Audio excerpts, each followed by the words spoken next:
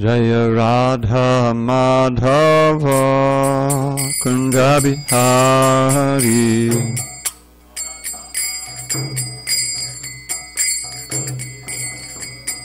Jaya Radha Madhava Kunda Bihari.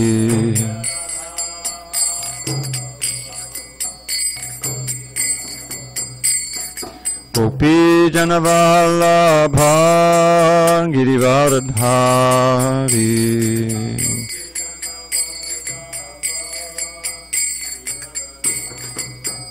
Jaya Gopi Janavallabha Girivaradhari.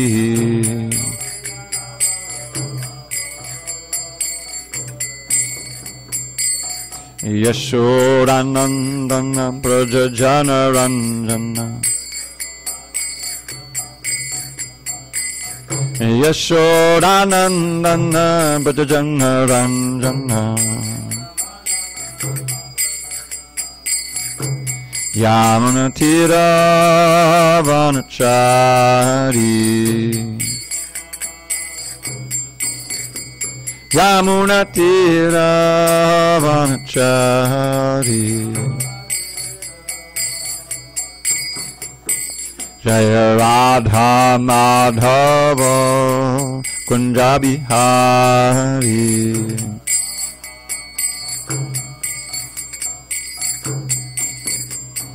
Jaya Radha Madhava Kunja Bihari.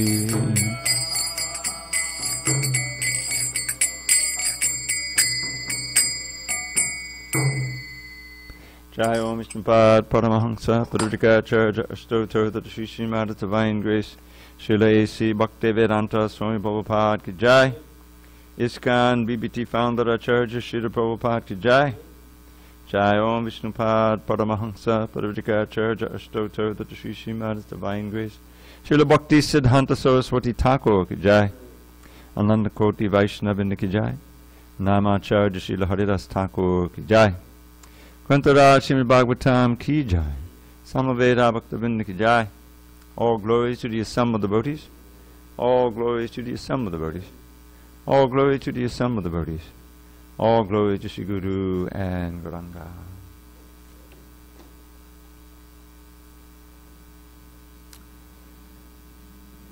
Narayanam Namaskritya Narang Chaiva Narottamam Deving Saraswatim Vyasam Dato Jayamudiriye. Before reciting the Srimad Bhagavatam, which is our very means of conquest, we should offer our respectful obeisances unto Lord Narayan, the Supreme Personality of Godhead, unto Narayan Rishi, the supermost human being, unto Mother Saraswati, the goddess of learning, unto Srila Vyasadeva, the author, and unto Srila Prabhupada, the translator, commentator, and our spiritual master. Nashta prayesha bhadreshu nityam bhagavata sevaya bhagavatvuttam shloke bhakti bhavati naishtiki. By regular attendance in classes on Srimad Bhagavatam, and by rendering devotional service to the pure devotee, all that is inauspicious within the heart is destroyed almost to nil, and loving devotion to the Supreme Lord, who is glorified in transcendental songs, is established as an irrevocable fact. Om Namo Bhagavate Vasudevaya. Om Namo Bhagavate Vasudevaya. Om Namo Bhagavate Vasudevaya.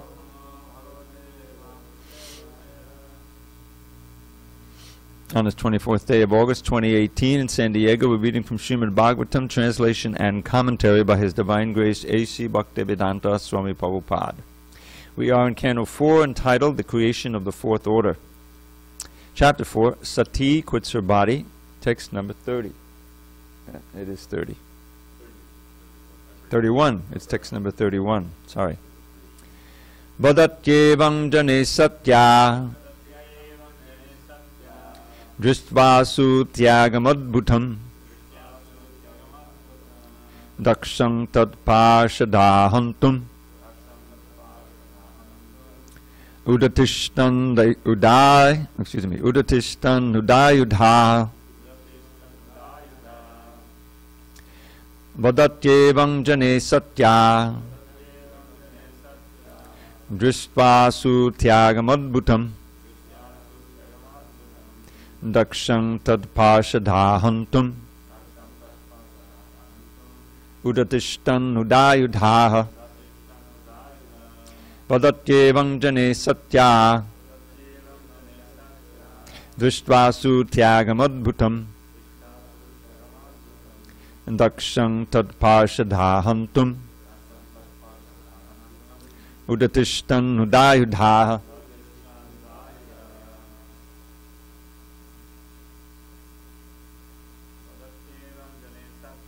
vadatyevang jane satya drishtvasu tyagamadbhutam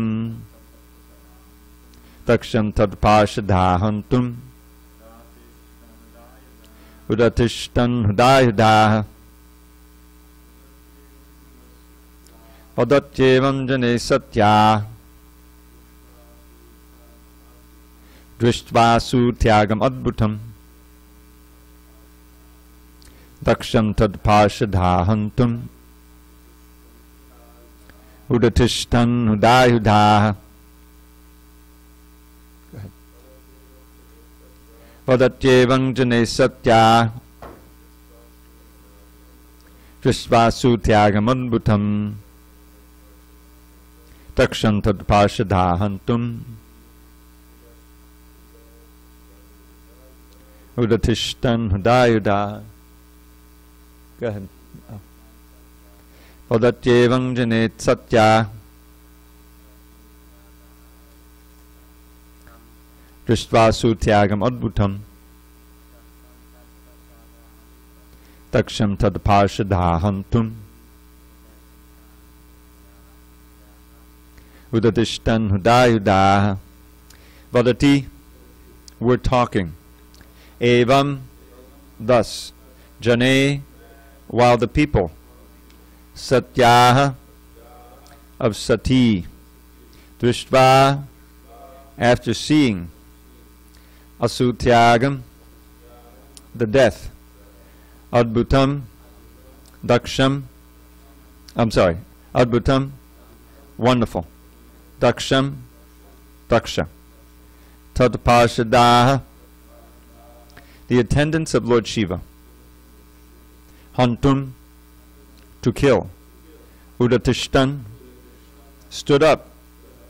Udayudha, with uplifted weapons. Translation. So this is Maitreya speaking to Vidura. While people were talking among themselves about the wonderful voluntary death of Sati, the attendants who had come with her readied themselves to kill Daksha with their weapons. Purport. The attendants who came with Sati were meant to protect her from calamities, but since they were unable to protect their master's wife, they decided to die for her, and before dying they wanted to kill Daksha. It is the duty of attendants to give protection to their master, and in case of failure, it is their duty to die. Text 32. Tesham apatatam vegam nishamya bhagavan briguhu yagyagnagna jashusha dakshinagnao juhavaha. They came forward. These are the attendants. The attendants came forward forcibly, but Bhrigu Muni saw the danger and, offering oblations into the southern side of the sacrificial fire, immediately uttered mantric hymns from the Yajurveda by which the destroyers of yogic performances could be killed immediately. So Bhrigu Muni was an ally of Daksha, follower. Purport. Here is one example of powerful hymns in the Vedas which, when chanted, could perform wonderful acts. In the present age of Kali, it is not possible to find expert mantra chanters.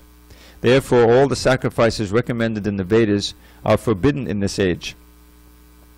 The only sacrifice recommended in this age is the chanting of the Hare Krishna mantra, because in this age it is not possible to accumulate the needed funds for performing sacrifices, not to speak of finding expert Brahmins who can chant the mantras perfectly. Om Jnana Timarandasya Jnanandana Shalakaya Chakshu Unmidatam Mena Tasmai Shri Gurave Namaha. I was born in the darkness of ignorance, but my spiritual master Srila Prabhupada opened my eyes with the torchlight of knowledge. I offer my humble obeisance unto him and all members of Sri Parampara. So, now we see what's happening as a result of Daksha's foolishness, his pride, his ignorance, and his implacable attitude of enmity towards Shiva. And because of his enmity towards Shiva, it boiled over into enmity towards Sati. He didn't greet her properly and insulted her. And so she invoked her yogic powers and she self-immolated.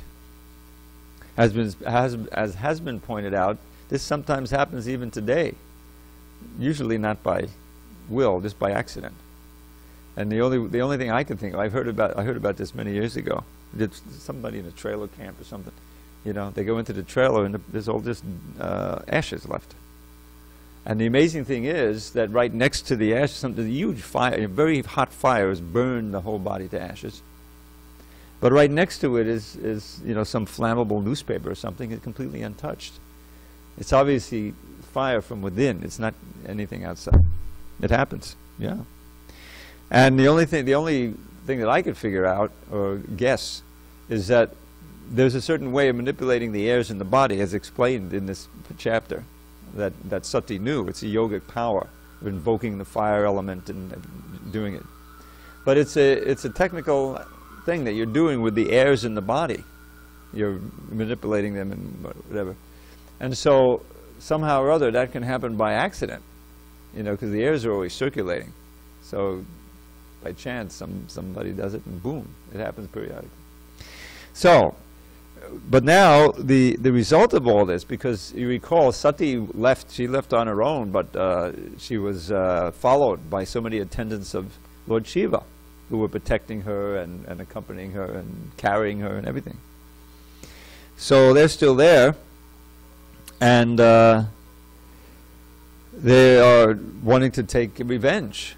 They failed in their mission, so they're ready to do or die. In other words, they're going to try to kill Daksha and his minions, or die trying. This is the duty, as Prabhupada mentions in the previous verse, of those who are protected. If they can't protect, then they have to give their own lives. So this is we'll see in the next few verses. They don't succeed there, but when the news gets back to Lord Shiva, he invokes his main henchman, I don't know what you call it, Virabhadra, by taking a hair and casting it on the ground. And this also is done by Durvasa when he went after Ambarish. I don't know if you recall that. He created this Kritya, fiery demon, So this Virabhadra is like invincible, and he'll do what these minions weren't able to do. Hare Krishna. So, but here Prabhupada is talking about the power of the mantras, and I think we'll focus on that. So, this is a science practically unknown to the West, modern science. The power that's available in certain sounds, that positive and negative. There's a whole field, as you well know, of tantric discipline in India, which is generally used to get some power to kill your enemy. Yeah, that's good. That's good. Or some dark force you're invoking here with these tantric, and it involves also a lot of austerity and meditation and chanting of mantras. So sound is a force of creation. It's said by the syllable Om is the original vibration when the creation is happening, and everything emanates from Om. In the 11th canto, you read about that, how these sounds were involved in the creation. So Prabhupada says in one purport where this is mentioned, that just as sound was the original material element that produced all this material manifestation, similarly, transcendental sound can dissolve our connection to it. And that's what we're trying to do with this Hare Krishna mantra. We don't have the power. Now you can see how if there was a school somewhere or a yogic studio where you could learn how to chant these certain sounds and then develop these wonderful mystic powers, and or even just the cities, the yogic cities, so you could get anything you want from a distance or manipulate people's minds, then if it could be done fairly easily for a reasonable price, people would be flocking there. It would be a great distraction. And that's what all of this modern technology is. It's a way of manipulating the material energy for personal gain. Powers, these weapons they're always inventing, and we got the nuclear bombs everyone knows about, but there's all kinds of other weapons that we don't know about because they don't want to know their enemies know about it. It's just a way of manipulating the material world for gross motivations, low motivations. It's not anything more, in essence, than two dogs fighting against each other and scrapping in the street, or when you have two nations fighting. It's just that human beings are able to invoke, manipulate the material energy more. The motivation is the same. So, this, in the present age, Prabhupada says, we can't chant these mantras. We don't know the science, we don't have the discipline, which is good. It means that this is, as I brought up in previous classes and other places, the Kali Yuga has a great advantage because of how low we are. In other words, if we can recognize how helpless we are, we can call out to the Lord with deep feeling. This famous verse by Queen Kunti in her prayers, Janmai Shraya Shuta Shibir Edamana Madak Puman Naiva Hatta Bidatam Dvaitvama Kinchana Gochara. So there Queen Kunti says, she's speaking about calling upon the Lord, calling the name of the Lord. The word Abhidatam literally means what we do. Hare Krishna, actually calling upon Krishna through his name. So she says, those who are too progressively intoxicated with the four basic opulences. It's so nice the way they, we got the threefold misery, we got the four basic opulences, we got birth, old age, disease, and death. There are threes and fours that you can just become Krishna conscious thinking of numbers. There's a little book. Do you ever see the book? Krishna Conscious by the Numbers? I thought it was put out in India, maybe Europe or something. But there's the threes, the fours, or something. So there's I got diverted. Four. Opulences, thank you. Queen Kunti, sorry. Senior moment. So Queen Kunti says, Janmai Shaya Shuddha Shiva. So these are the four basic categories of material opulence. Good birth. Now here in the West we don't know anything about that, but we do know if you're born into a fairly well-to-do family, you'll do better. So that's more or less in the Aishwarya side.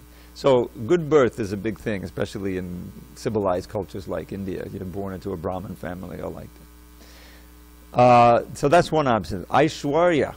Now I like to point out, the origin of this word Aishwarya is Ishwara. So Aishwarya really means controlling power, and it's come to mean wealth. Isn't that what goes on in this world? Those who have, the golden rule, those who have the gold make the rules. Yeah, perversion of it. So that's obviously a control. If you have money, it's an energy. It's an energy, and you can use that energy to buy servants, to buy politicians, to buy land, and so many things. So Aishwarya, Shuta and Shribir. Shuta is education. That's also a very important opulence. And Shribir, physical beauty. Now, if you have one or more of these, to even a small degree, the tendency is that you become proud of it. You'll cherish it. And you try to preserve it. Build multi-billion-dollar industry to try to preserve your pathetic physical beauty. When you look at it, what is it really? There's just this covering of skin on a bag of blood and bones. The beauty is really skin deep, but it's so precious. That people spend millions of dollars on it to try to preserve that. So if you have beauty, you have education, wealth, good birth, then this tends to puff you up. Pride, false pride. And intoxicates you, really kind of bewilders your mind. Such persons who are intoxicated in this way cannot call upon you with deep feeling. This is the meaning of that verse. So you can see how in previous ages, when people lived very long, when they were much more materially opulent in real ways, that it's not as easy to practice Trina Rapisuni Chena. The difficulties of this age, when we understand them, and when we have access to the real process of devotional service given in genuine scripture and by genuine acharyas, is an advantage of this age. That's why Kali Doshana De Rajan. This age of Kali is an ocean of faults, you know, but there's one very good quality in this age. Just by chanting the name of Hari, one can break free of all of the impediments and go back to Godhead. So we have this mantra, Hare Krishna, Krishna Krishna, Hare Hare, Hare Rama, Rama Rama, Hare Hare.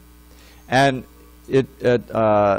we have the instruction and the structure of a society in which we can chant this mantra effectively, because even though you may learn about the mantra, you can still chant it with so many offenses, and you won't achieve the goal of the chanting very quickly. You'll be simply treading water for some time. This is what the offenses do. It's always suspicious to chant even one name, what to speak of one mantra, or to chant on the beads.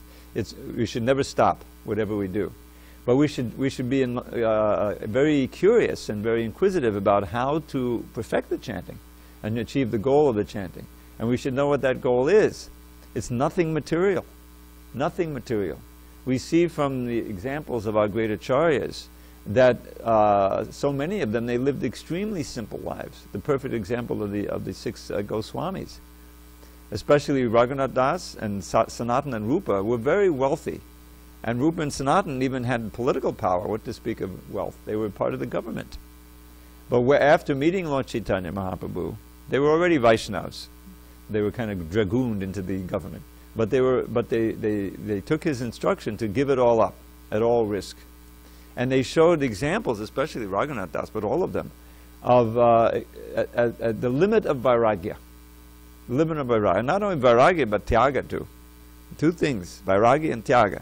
Vairagya means dispassion. And even if you're in the middle of all opulence, like Pundarik Vidyanidhi, you know, it was puzzling to Gadadhar how he could be such a great devotee. He went to visit him, and he had his servants, you know, fanning him with fans that were probably much more opulent than the ones we use, you know, sitting on a nice bedstead, you know, with silks and garments. What kind of Vaishnava is this? But then, who is it? Mukunda was nearby, chanted a verse, Barhapidam, one beautiful verse, and suddenly he went into great ecstasy, fell off of his high platform, and was in ecstasy for like an hour, you know, like a long, long time. And he saw, oh, he has this external aspect of very great wealth, but he's not attached to it. He's attached to Krishna. And this is, you know, Prabhupada proved. He came with nothing, literally pennies, you know, in his pocket to America. And after some years, he had millions of dollars at his disposal, and like thousands of devotees who would do whatever he wanted. But he never used it for sense gratification. The perfect example is the purchase of the Detroit temple. It had been a very opulent abode of one of the descendants of Ford or something, a big magnate. It was very opulent, like you go to Beverly Hills or some, you know, opulent place. And it came on the market, and Prabhupada engaged two of his disciples who had some wealth from inheritance, Leka Shravanti and especially Ambarish. And they were able to purchase it for $300,000, which was a lot less than it was worth. And then, you know, after getting it, Prabhupada could have retired there and lived like a prince. No, next morning he's off traveling, you know, at his age, to some place, maybe somewhere in Africa, you know, anywhere, doesn't matter. Just to travel at that age you know, 3 days here, 4 days here. It was a big austerity. So he proved in that way and many, many other ways that he had embraced the goddess of Vairagya. This is mentioned once in reference to Raghunath Das. You know, there's this beautiful verse taught to me by Mahavishnu Maharaj. You remember Mahavishnu? Dehishti mangshurudi devi matam cha jasra jaya sutari cha sadhama matam vimuncha pushyanisham cha jagadidham cha nabhanga tishtam vairagya raga rasiko bhava bhakti nishtam. So I put it into a little poem. It says, don't love the body, just a bag of flesh and blood and bone.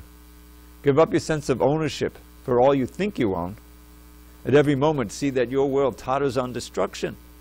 Become detached and learn to love the Lord without obstruction. And I always point out that last line, I didn't really do it justice. Vairagya raga. Very interesting play out words. Become attached to detachment. Vairagya raga. And the only way to do it, rasika bhava. Become a rasika. In other words, become someone who can taste the bhakti rasa, which completely obliterates any desire for material happiness. Described at the beginning of Nectar Devotion. You know, if the little drops of sense gratification are little drops compared to the ocean of happiness available in Brahmananda, you know, to merge into Brahman, take the Brahmabhuta platform, you know. But that's the little drops of happiness compared to the ocean of prema. So you can imagine, you know. And we can almost taste little bits of it, even in our early stages of Krishna consciousness. That's the power of the Hare Krishna mantra. You chant it, just a little bit of sincerity, a little bit of concentration, nice kirtan, and people come back. Why do they fill up this lounge every Thursday? You know, it's not just the prasadam or the fellowship. It's the mantra. It's all the Hare Krishna mantra, and the nice, you know, discourse about Krishna. So that there's a taste there, and that taste has to be increased more and more. And similarly, we have to decrease our attachment to material things. That's the whole sadhana right there. There are rules and regulations, and if you get together and do it together in an ashram or association, you get the spiritual strength to do that. And the more you can give up the material, the more you can taste the spiritual. I was just, Balaram, I shared a verse from the Pajavali, and he incorporated it in his little essay in the souvenir, Janmashtami souvenir. So, forgive me, I mean, paraphrase. So at the end of the Bhagavatam, you know, always look at the end of the books for, you know, wrapping up the whole lesson. You know, just like the end of the CC, you get the Shikshastika there. With Lord Chaitanya's own commentary. Yeah, his own commentary. And, you know, that's the essence of the whole thing. You had to go to the end of the Gita, what do you find? Sarva dharmam parijajya mamekam sharanam braja. Somebody's in the closet. Manmanabhava madbhakto. Here's the whole essence. You don't have time to read the whole Gita? You know, you read these two verses. Manmanabhava madbhakto madhyaji mam namaskaru mame varshasi satyam te padijane priyosime. Sarva dharmam parijajya mamekam sharanam braja. Aham tvam savapapi mokshiyam sami mashacha. So the most confidential knowledge. He repeats a verse. This is, I don't know, if there's one or two repeated almost exactly. So just think of me, become devoted, worship me. This is Krishna speaking, obviously. Just think of me, become devoted, worship me, and bow down low. You'll come to me, O friend. I promise you this boon I shall bestow. Give up all other dharmas and surrender only unto me. Your sins I'll nullify, O Arjun. From anxiety be free. See, Radharani's giving us this. This is a mudra. Don't worry. Just surrender. You don't have to worry. So, the end of the Bhagavatam, there are also, now the last verse, you know what's in the last verse? It's about Sankirtan. Harinam Sankirtan. Nama Sankirtanasya Sarva Papa Pramuchate. Pranamo Dukkha Shamana Tannamami Pranamya Harim. Something like that. I forget the last one. Nama Sankirtananyasya. It's all about Nam Sankirtan. Last verse of the Srimad Bhagavatam. Yes. by chanting His holy name, one is relieved of all sins. By bowing down to Him, one gets free of all suffering like that. You know, I bow down. But near the end, in the 12th canto, I think in the 12th chapter, there's 13 chapters, Sutta Goswami is winding up his whole instructions. He spoke the whole Bhagavatam, right? At Naimisharanya. So he's winding up his instructions. And he has this whole 8 verses. This happens to be 8 verses. Krishna Katashtaka, I dubbed it. And he starts out with the word. You know what the word is he starts out with? Sankirtan. Sankirtamano Bhagavan Ananta Shrutana Bhava Vyasanam Vipungsam. Pavishchittam Vidanoti Shesham Yatatamoko Brahmavati Vata. Those who get together and glorify the power of the Lord, I think the wonderful glories, you know, what we do. Bhagavan, of the Supreme Personality of Godhead, Ananta, who's unlimited. Shrutanubhava, they hear and they chant. Vyasanam hipungsam, then he enters into the heart. He's already there, but he manifests. Pravishya chitto vidanotya shesham. And he cleanses away, without leaving any remnant, all of the impurities, the abudras that are causing us so much difficulty. Just as the sun coming up dissipates the darkness, or a powerful wind will dissipate any fog.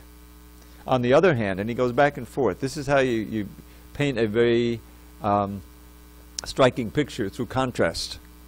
So on the other hand, Mrishagadasta asatir asatkata nakatyate bhagavan adhokshaja. Those words that do not glorify adhokshaja, the transcendental Lord, are false, unbeneficial, and useless. Mrishagadasta asatir asatkata. But on the other hand, Tadeva Satyam, Tadohaiva Mangalam, Tadeva Punyam, Bhagavad Gunodiyam, Tadeva Ramyam, Ruchidam, Navang Navang, Tadeva Shashrang Manaso Mahotsavam, Tadeva Shokarna Vashoshanangana, Yadutama Shloka Yasho Anugiyate. So the Yasha we sing every morning twice. Yasya Prasada, Bhagavad Prasada. Yes. Anyway, three times a day we should sing the glories of the spiritual master, and at the end of the other song, the same word. Yasha means fame. So, Yasho Anugiyate, those words that glorify the name and fame and qualities of the Supreme Personality are like this. And this is a great list, unique in the Bhagavatam. First is they're true. Tadeva Satyam. Tadohaiva Mangalam. Mangalartik. They bring auspiciousness. Tadeva Punyam. They automatically give you piety. Bhagavad Gunodiyam. Those which call to mind the qualities of Bhagavan. Gunodiyam. Tadeva Ramyam. Very pleasing. Ruchidam, tasty. Navang Navang, ever fresh. Tadeva Shastrang Manaso Mahotsavam. This line should be understood by everybody. An eternal festival for the mind. Shastrang Manaso Mahotsavam. Tadeva Shokarna Vashoshanang Nanang. They dry up the ocean of lamentation. What more do you want? You know? But on the other hand, now here's a verse repeated from the 5th chapter, 1st canto, when Vishnu Chakravarti says the whole Bhagavatam is bracketed by these 3 verses coming up. So listen up. He says, Nayad vachas chitta padang hare. Now there's slight differences if you hear me chant it different.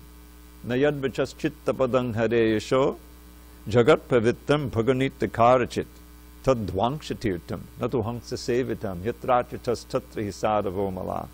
So he's speaking about achyuta. What is achyuta? It's a name for Krishna. What does it signify? Who can say? Raise your hand. Achyuta. One who doesn't fall down. Prabhupada, he gave a new meaning to the word infallible. Someone who doesn't fall down. He always used infallible as achyuta. So yeah, he never falls under the sway of material energy as we do. So here he says, those words which may be very nicely composed, very attractive, and that includes all the songs and the movies and everything else. But it has nothing to do with Krishna. They're simply a pilgrimage place for crows. It's filthy things. In other words, it contaminates the consciousness. This attraction for material sound vibration is what keeps us bound here. And the vibration is enhanced by images and all that stuff. So that's the swan-like men don't go to the swan-like personages. Those the devotees are often compared to swans, especially the pure devotees, the paramahansas, because the swans, they like the pure waters and pure things. You see, they like to nuzzle into the lotus and like that, like it. Whereas the crows, they're always looking for the garbage heaps. You find the dumps, the big dump, like in SanDiego County, and there's always a bunch of crows and other light birds who are hanging around trying to pick their, So, don't be like the crow, be like the swan. On the other hand, so he said, even very nicely composed materially, that just makes it more dangerous, more attractive for the material mind, you see. On the other hand, and famous verse, Tad Bhagavasargo Janataga Samplavo Yasmin Pati Shlokam Abadhavatapi Namanyanantasya Shankitana Yakshin Mandigayanti Gunanti Sarava. The Saravas, the sadhus, those who are swan-like personalities, even though this glorification of Krishna may be imperfectly composed, in fact he says every verse is miscomposed, still they will hear, chant, accept, and relish the vibrations. And this verse inspired Prabhupada to undertake the incredible austerity of writing and publishing the first canto of Bhagavatam all by himself in Vrindavan and Delhi, back in 61, 62, and 63, 64. Can you imagine? I mean, I know what it's like, what it means to put out a book, but to have to do it all yourself, the writing, and then the proofreading, and then raising the funds, and all the things that you read about it. It's incredible service Prabhupada did. And he says, right in the book, in the preface, he says, I know it's imperfect, but still he's inspired by this verse, and he quotes it in his preface to the book. Preface is why you wrote the book.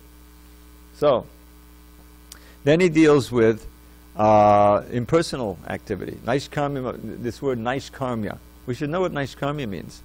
Naishkarmya means activity that is not fruitive, but it may not necessarily be devotional service.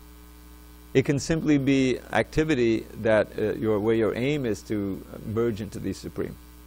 So therefore he says, Naishkarmyam apyachuta bhava varjitam nashobate jnanam alangnaranjanam. This impersonal knowledge which informs the Naishkarmya activity, but it's devoid of any relation to achyuta. He used the same name, achyuta bhava varjitam. Nashobate, doesn't look very nice. Doesn't really help you. What to speak of fruit of activity?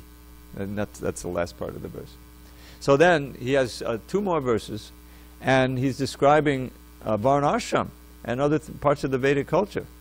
Yashakshiyame viparishamak paro varnashramachara tapakshutadishu tadeva no, then he says avismati shriradapada padmayo gunanavada shravanararadibi. So simply activities in the varnashram, material varnashram,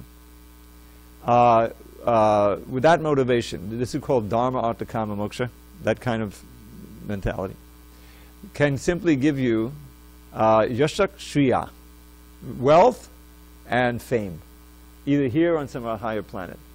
And he goes through varnashanachara tapak shutarishu, austerities, study of the Vedas, yoga, all that. But unbroken remembrance of the lotus feet of Sridhar, that's the name for Krishna, he who has all wealth and beauty. Avismati. Now avismati is an interesting word, because it means remembrance, but it means not forgetting. You see? Avismati. In other words, in the conditioned state, we voluntarily do things to help us forget Krishna. This is the syndrome we're in. This is our disease. So we have to train the mind to bring it back to Krishna, bring it back to Krishna, chant Hare Krishna, bring it back to the holy name. You see? So, but always, gunanuvada shravananaradabi, by worshipping the qualities and name and form of Krishna, by hearing them and repeating them, that gives you the avismati, unbroken remembrance of the lotus feet of Krishna.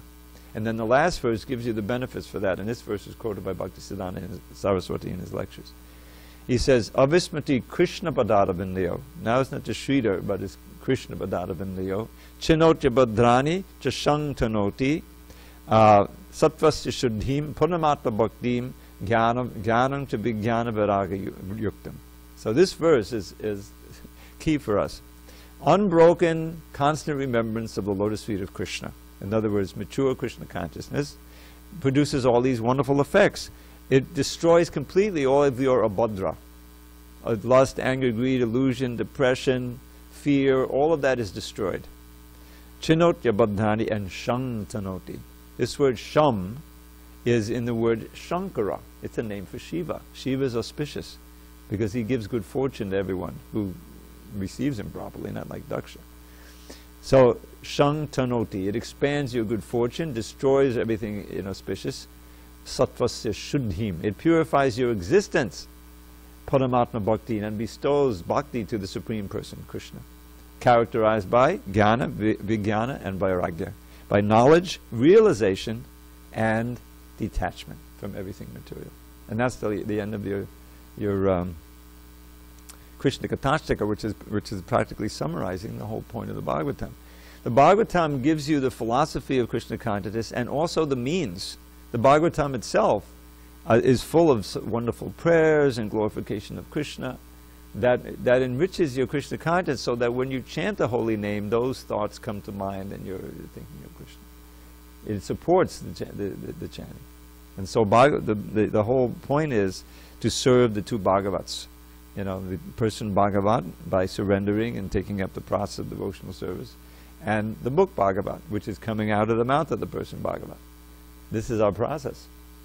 And it's mentioned in the first canto. So that's all part of this, what I take from here, the sound, the Hare Krishna mantra. This is our Savior. This is Krishna himself in the form of transcendental sound, who has advented or appeared, descended in this age, because we're so fallen and foolish. We need the easiest process, and it's centered on another thing I mentioned earlier, the taurya. You know what taurya is? Have you heard of taurya trika? To singing, dancing, and playing musical instruments. I don't know if that's a word you know. It's a Sanskrit word. It's mentioned. So think about it. Singing, dancing, playing musical instruments, and hearing musical instruments. That's a big element of Maya. You go to some club, some rave, some concert, and you completely get into the modes of passion and ignorance. Playing musical, and hearing mundane music and the dancing, and singing can be a very powerful force of Maya. So Lord Chaitanya took those three things and he incorporated it into the most powerful process of devotional service, Sankirtan. So don't neglect the dancing. Even if you just know the Swami step, you can start with that, But dancing and singing and learning to play the kartals or clapping your hands, that's our process. And then when you get tired, take some prasadam and listen to class. It's a process of recreation only, Prabhupada said. All right, I've been haranguing you too long. Any questions or comments for these processes? Yes, you're about to ask something. Go ahead. I'll repeat it.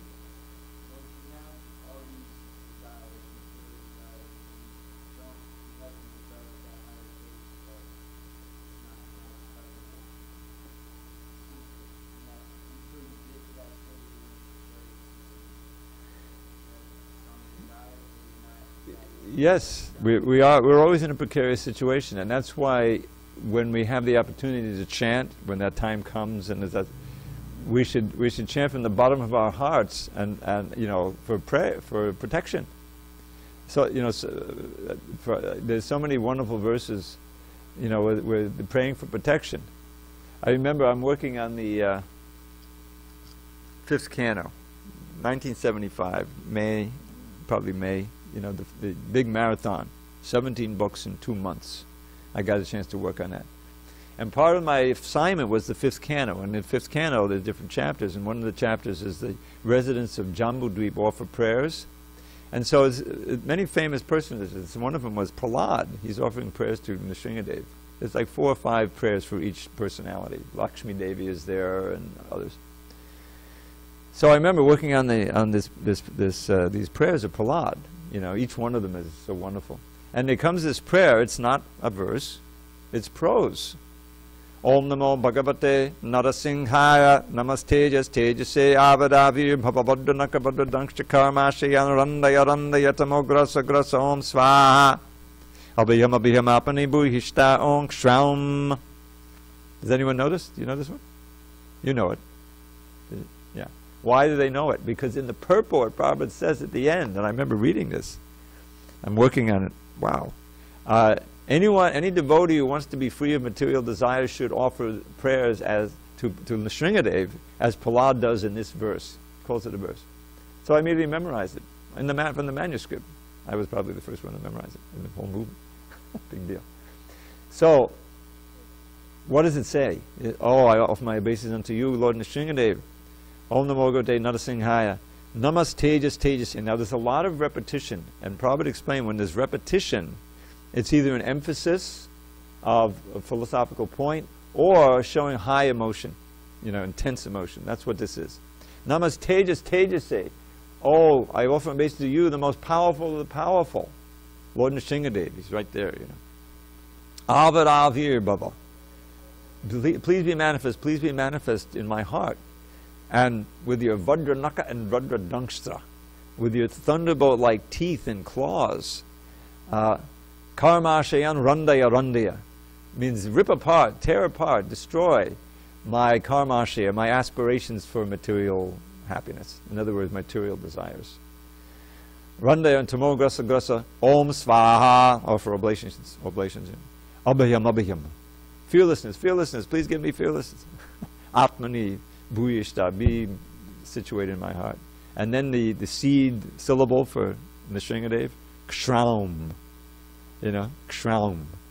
And all I can think of when I hear that Shraum, that's the sound of him ripping up apart. It's not like the sweet syllable like Shreem or Kleem, it's Shraum. So the Bhagavatam is full of things like that. These kind of prayers, Kunti's prayer, Tvayame Ananda Vishaya Matu Manapate Sakrit, O Madhava, please ever fill my mind with thoughts of thee, not any other kind. As Ganges torrent flows into the sea, let all my love flow constantly to thee. So if you chant that 5 times and then you chant Hare Krishna, that informs your chanting. That's the mood you're chanting in. See? So the Bhagavatam helps us in these things. But another technique which is invaluable and which Krishna employs in the Bhagavad Gita and Prabhupada, become very active physically. Use those senses which are trying to drag our mind away for some practical service. And if you stay engaged that way while chanting Hare Krishna, you can control these material desires. And Krishna is giving you so much mercy from in your heart. Oh, he's using these same hands that he was going to use for nonsense for me, the same ears for me. So it becomes purified. That's what it means that the senses become purified. And at a certain point, the very thought of the sense gratification becomes abominable. You become purified. That's what it means to sanctify the senses. So that's the only answer. And it's not easy to do it year after year after year after year. We've seen, despite all of the gifts that Prabhupada has given us, Krishna has bestowed upon us, devotees, get into trouble. Usually what happens is you commit some offense and or you slack off in your sadhana. And the offense, Krishna withdraws the taste. If you have a taste for the holy name, and kirtan, this is the greatest blessing. You should, wherever the chanting is going, you should run there and really absorb yourself. But you'll lose that taste where you offend devotees. It'll become damaged, So that has to be avoided, and to become very strict in the sadhana. That's the if you get a good dose every morning, of all the beautiful deities and its dressing, you should really thank Sampada.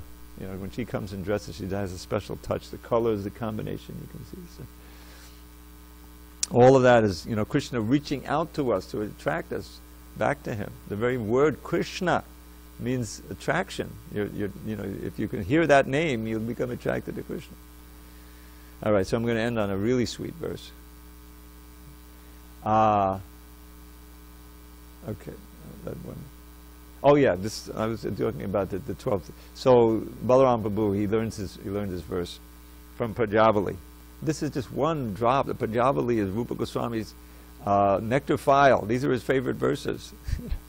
Each one has a special flavor. Aho beer, nakale vaduyate, sudha sudhara modadam pade pade, dine dine chandana chanda shitalam yasho yashoda tanayasya giyate. So kale vaduyate, we're in the Kali Yuga.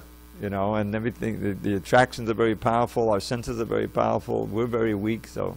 But here he says, because at every step they drink a flood of wondrous nectar sweet. Now you have to know a little bit of the culture.